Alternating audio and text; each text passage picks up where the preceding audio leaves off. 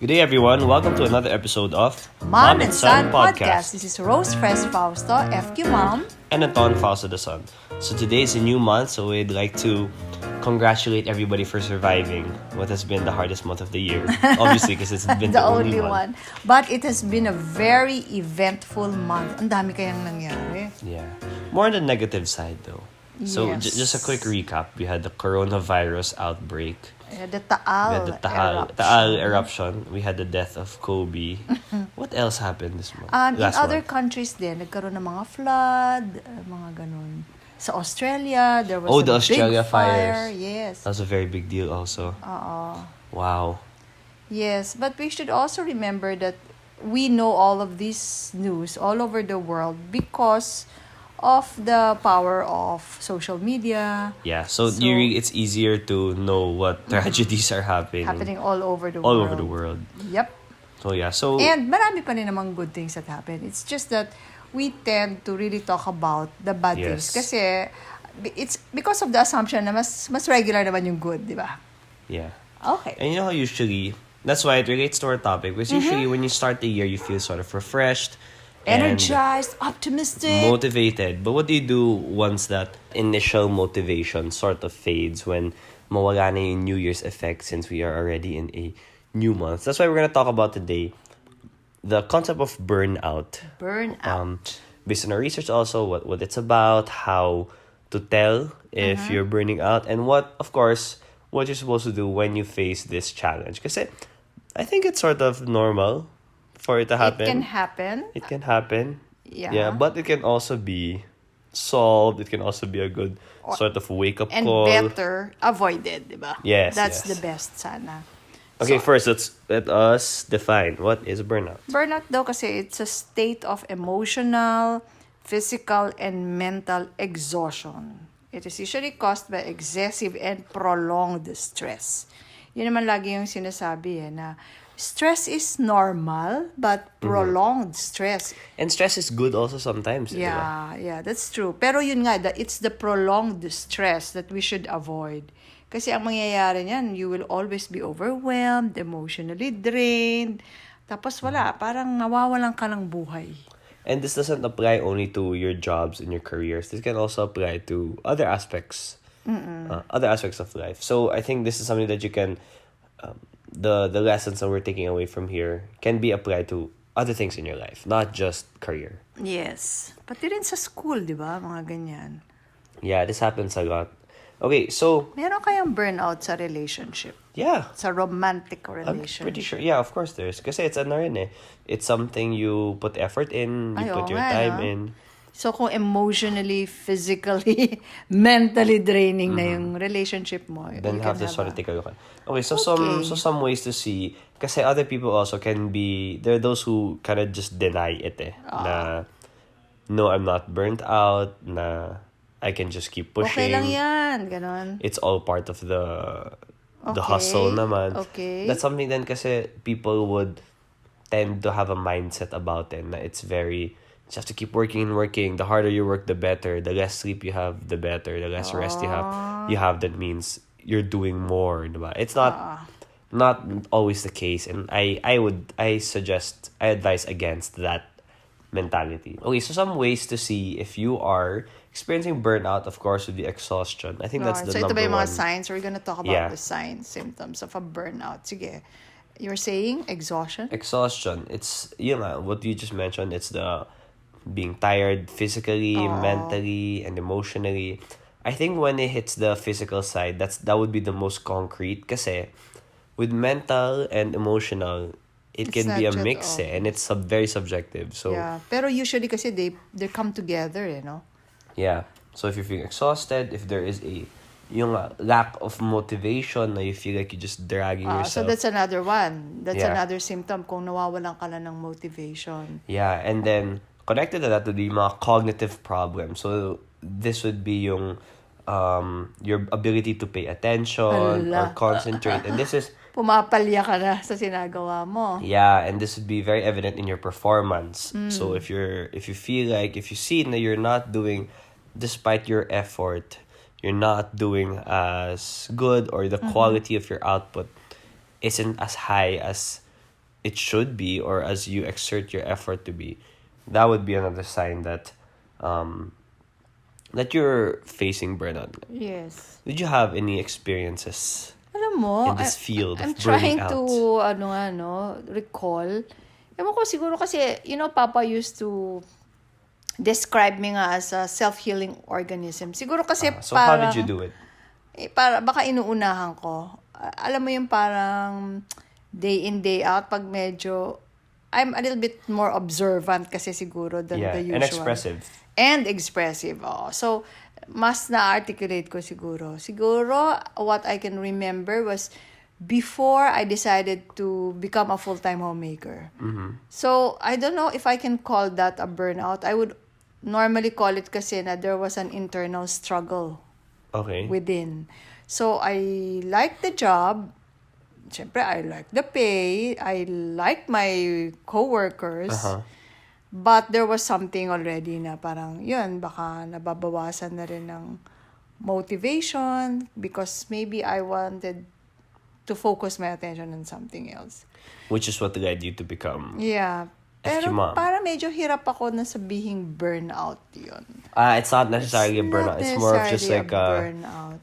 You're aligning your priorities and your time management. Oo. So, but, what's possible is that if I kept on at it without really trying to self-evaluate, it could have led to burnout. Yeah. So that, I think. Yeah. Na-prevent mo na earlier. Na-prevent. Okay, other ways also to see. This would be nice signs also and guidelines kasi you have to also, it's not like a fever. Okay, if you're what's the fever degrees? Yeah. Pagka sa Celsius, pagka 37.5, medyo may sinat ka na. Okay. Yeah, 38. Wala namang burnout measurement. There's no thermometer, thermostat, whatever. For burnout.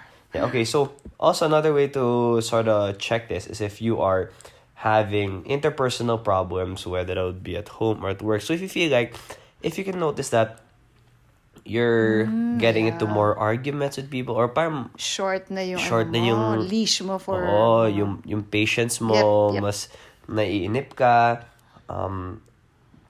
you withdraw social connections na ganun. That would be another another sign. May mga ganyan ka na bang na-observe around you? there would be days when I notice that this person seems a little more melancholic. Mas nakakainis yung jokes ko to this person today. Parang maganon. Or another one would be if you are preoccupied with work when you're not at work. And I think this is where Say that again?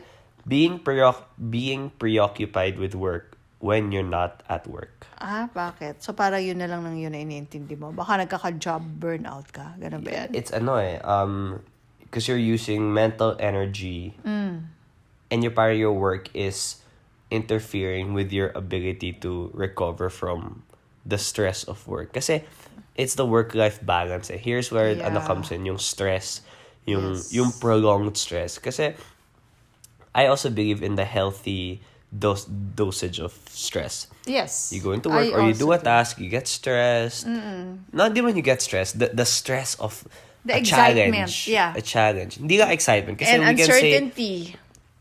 You can get excited watching your favorite TV show kasi ganun. But then the stress is there's a challenge and then you have also to get scared. Yeah, you have to push yourself to be able to solve that challenge, to overcome whatever obstacle is in front of you. And if that's all, let's say you do that. When you're done with that task, you also have to have that time to not be stressed. And if you let the work follow you home, even when it's off na dapat, parang you're supposed to... Hindi ka nakaka-switch off. Yeah, we're not naman supposed to spend 24 hours working. We're not supposed to spend 100% of our naman kasi of ourselves, our day, just about work. Yep. We have to have that work-life balance. And this connects to the next point, would be if you have a generally decreased satisfaction. Wala ka ng gana. Yeah, wala ka ng gana. Wala ka ng gana, in other words. These things to take note of. And of course, one of the most concrete ways to sort of measure this would be yung mga health problems na if it affects it doesn't have to be, there's no one particular organ that's gonna be affected if you're feeling burnout. It can be Anything, it can come up. Kaya nga kinakabahan ako with my headache now eh. yeah. Burnout ba ako? Parang hindi naman. Pero I don't know. That could be age. Yeah, okay. So those are just ways we research and we think na you can sort of Look at the symptoms. Ano? yeah, those So are the that's- symptoms. It's like a fever. But the thing is, we're not supposed to just avoid the symptoms. Yes, It's not, you do not cure the symptoms. Yan ang isa, you do no? not cure the symptoms. And we practice that, diba? We do not cure the fever. Yeah.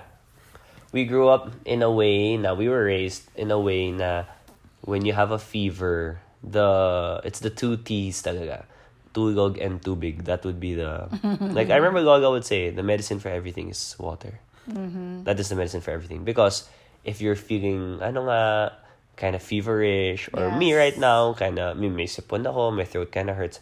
There's a bigger There's a reason. there's a reason why. There's someone else. Oh. There's something else that is causing it. It's not, oh, I have sipon. I have to solve the sipon. It is, sipon, my sipon is telling me there is something Yes, inside going on. na. Oo. So, parang in the same way, pag meron kang nararamdaman na any of these symptoms, kunyari yung parang yung nalulungkot, ay, happy ka lang. Hindi pwedeng Yeah. gano'n ang sagot, di ba? Bakit? Dapat, you have to find out what's keeping you sad, and parang where is the dissatisfaction, the lack of motivation coming from. This can come with burnout then. It can, from the science you're talking about a while ago, it can occur because of an over-prioritization of work. So, on the other side of things now, the way to be able to deal with this burnout, to handle it, to solve it, Find and out to the avoid it reason. would be to value and also prioritize the other side, which is taking care of yourself. Okay. And the first tip that I saw here, according to Forbes.com, on how to heal this Yeah. burnout would be to take relaxation seriously. And it's the first time I heard of it. my. Take relaxation seriously. It Because we sounds think very relax means chill lang. Relax is okay na ako, di ba? Okay. It's relaxing time. You have to take it. Seryosohin mo pala. Yeah, you can take a meditation, you can take a walk. You really have to designate time and relaxation. Okay, if I can relate relaxation to FQ, it's not that in FQ we have the first law of money, which is to pay yourself first. When you earn your salary, you save money kaagad and then you spend. That saving money kaagad would be the nourishing for yourself, would be Oh. taking care of yourself. Now, when you have time, it's not, okay, here's my time. I'm just gonna work. And whatever I have tira, Yun lang ang pang-relaxation. Yun na yung pang-relax. And family siguro, no? and yeah, basta those other, the work-life balance, and the life part of that work-life balance, whatever's natitira na lang. Make that conscious effort na, in my day, okay, I will have Yes. this time. We're not saying that you stop working, or you don't, you're Not supposed you to... stop working hard. No, you still work hard, you- but Yeah. You work you hard, have but you to- work smart also. so dapat yun, meron ka na ring prioritization in terms of your time allocation. That's what you're saying, ano? Yes. And when you say yung yourself give ano yung sabi mo take relaxation relaxation seriously. seriously, you really have to already target the different aspects, ano? That's physical, mental, emotional, spiritual. Oh, and next, the thing with burnout kasi that I personally have a sort of problem with this mindset that we take vacations because we need a break from work. Like that is the reason people take the vacation because we need a break from life. We need this escape. I would want to, although I don't really agree with it, but I understand that balance na you were gonna work hard and every now and then you're So you gonna don't take a want to vacation. call it a break? I want it to be a part of life. That refresh. yeah, it's not something. It's not medicine. I don't want vacation to be a medicine to life. Na It's more like you're food working and then sobra na you need to take that medicine para to keep you sane, which is a vacation. No, I think it should be it's another thing. It's a nourishment. Yeah, it's a nourishment. Mas bongga yun. So you have to nourish yourself, in fact, in order to be able to perform your work even better. Yes. Meron ka na bang well, it could either be personal experience or what you see with the people you know, na paano yung burnout nag-exhibit at anong nangyari dun sa buhay. Meron kang naalalang ganon? Well, in school, the simply lang it would be when I can notice like people in training na they're just there Dense. because they have to train. Kasi, well, in dancing, we dance because because like it's to fun, dance, because we love it. But there are those days na it's the challenge. It also taught me a lot. The dancing it taught me a lot when your hobby becomes work. It's something you have to kind of take care of. Yeah. Na there are times kasi I love dancing. I do love dancing until now. But there are times that I didn't like it because yung naging work na siya na there's this performance but then you have so much other things to do. To do, yes. So you end up just kind of having this crammed, half-baked But output. Let me just say something about that. Di ba sabi mo, yes, you love dancing, but there are times that you don't like it. Yeah. And that's what young people should always remember. Yeah. Even if you love something, you do not necessarily like it all the time. Yeah. Every single day. There's this saying that says that if you find a job you love, you will never work for a day. Okay. My problem would be with With that saying. with the definition of what is the definition of work ba? It might just be negative yung never work for a day, never have the negative thing. Oo, that's the reason. Yung mga, kasi ako, to me, I define work as something that fulfills man So, Yeah, I realize that that's something that really is connected to a way a person values his worth. The work, it's very important. yes, it gives meaning to your life. Ang nangyayari kasi lang kung minsan, we come up with all these catchphrases just to grab attention. Tapos kung minsan what do you call Overkill. that? Yeah, or a wrong interpretation probably. Yeah, Yung that sobra one that you naman. said, yung find a job that you love and you will never work a single day. For example, me, I love hosting. I love the performing of it, but then I don't like waking up early. I don't like Yes. having to drive to a far place. Yeah, I don't so there are like it. things about it that Yeah. you will just have to do. I don't like it. Of course, who likes a program that bigla lang magkakagulo or ang daming last minute, not even last minute, like yep. last second changes while you're on stage. But it's part of it. So, So we have to be careful pala with all these quotable quotes, Wag masyadong literally. Don't take it too literally. yeah. Okay, and then the last thing of how I think we should deal with burnout, for my personal experience, would be to reach out to those closest to you. Yep. There are people who need to not go out and not see people so that they're able to recharge. Yes. But I think in me kasi, and also my work schedule, it's very flexible. Yep. Not regular, There are lots of days that I'm home lang, alone. Me, There are the a lot of seeing... weekends that you're not home. Yeah, the seeing people would be one of my ways to actually recharge. I Yep. think I would be in the minority of how people, lots of people na, ayoko muna lumabas, ganyan, parang Because your pahinga muna. personality. Yeah, my personality and the way my work week is structured, that I don't think see much people most of the time compared to when I was in Regular school. office mates. Just being around people, you don't even need to really talk to them. But then you just like listening to their Yep. cuentos or just being in that vibe of other people that enriches sort of the other aspects of a person that can combat burnout. And really, human beings are in general social beings. Kaya you really also need... No man is an island. Oo. Talagang kailangan mo yung social connections na yan. Yeah. There's one more thing Yung mga burnout na yan. Another, what do you call that, antidote or another remedy for that is to also learn how to say no. Kasi baka kung Yes. minsan, it's possible that you're just saying yes to everything You're and to overexerting everyone. yourself. Oo. Sabi nga, there was this guy, a good author. I think he's the author of The Habits. Si James Clear. Parang sinabi niya, Atomic Habits. Atomic Habits. Sabi niya na the fastest way to do better in what you're doing is to para bang you half your commitment. Para mas focus ka Para doon. mas focus ka doon. So baka rin that burnout could also be a product of just being all over the place. Saying yes to everyone and to everything. And connected to that saying no would be, and also in relation to what I just said about the social aspect, would be to limit your connection to negativity, to negative people. Oo, totoo You yan. limit the negativity in your life because, let's say you do have friends that you've, been with for so long, you Yes. grew up together, or whatever the case may be. If you already have acknowledged and know that they have a huge negative impact in your life, and then limit it.